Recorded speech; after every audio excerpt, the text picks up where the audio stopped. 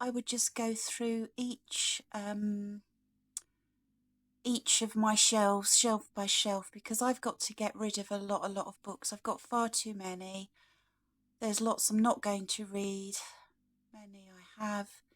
But I want to downsize everything, and my home is really quite cluttered. I won't put the camera around just yet on the rest of the space, but let's start with this one. So sometimes I don't even know why I've bought a book, for example, like the Fern Cotton Speak Your Truth, because normally the last thing I would do is buy some book written by a celebrity, you know, somebody that's, you know, got a good life, well off, successful, everything, because sometimes I just think, well, what have they got to say or tell me? But for some reason, she must have been interviewed by, I don't know who it was. Would it be Ranjan Chatterjee?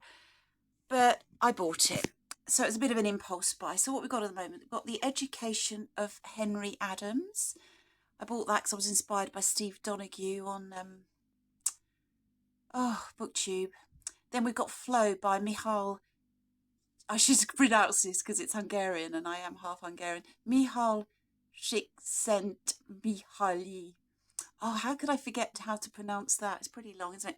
Flow, I should have used that as part of my frigging dissertation for my master's. I should have cited that. I don't know if I did or didn't, but I was meant to cite Flow because I was just doing something about positive aging, and I think to be really positive is, and to feel good and at one in life and content is if you are in the flow. And he's the one that developed the flow theory, and that was his book. And there's also research. Fern Cotton, Speak Your Truth. So I'll have to see what that's about. I'm going to be giving a lot of these books away. Or Shakespeare, Stratford Shakespeare. It's a beautiful edition, although obviously some people do wonder if Shakespeare is a noun or an adjective. I'll leave that one to you to figure out. Diane Athill Stett. Oops, excuse me, An Editor's Life. I must read that. I will do that one day. Classical Education, I shall read that. This is one that was given to me by a lovely person on BookTube. It's called The Cult of Rock and Roll. Haven't read that.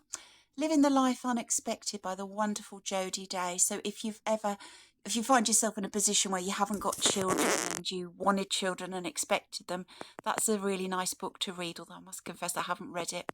The Box of Daughter, I really liked. It was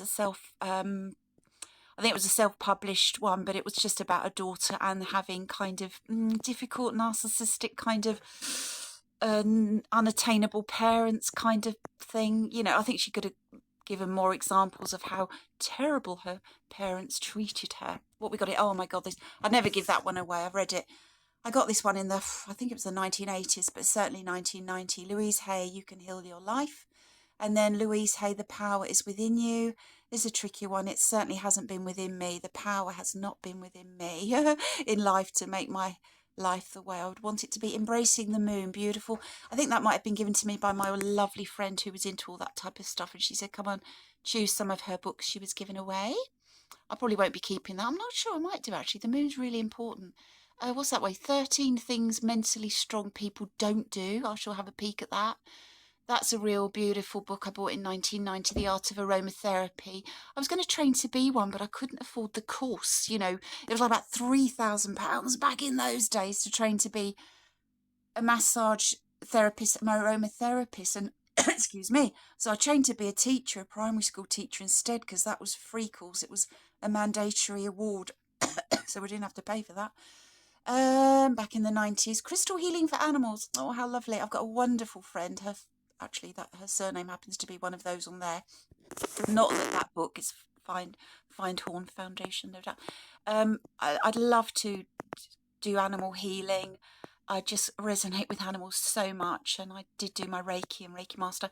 Hardy, that's vital. I'm going to really go through that sometimes because Thomas Hardy is my second favourite author of all times. Thank you for watching this. Up there I've got a little bit of pottery from, I think, Andalusia. And I'll do another shelf another day. Thank you so much. Bye. Happy reading, everyone.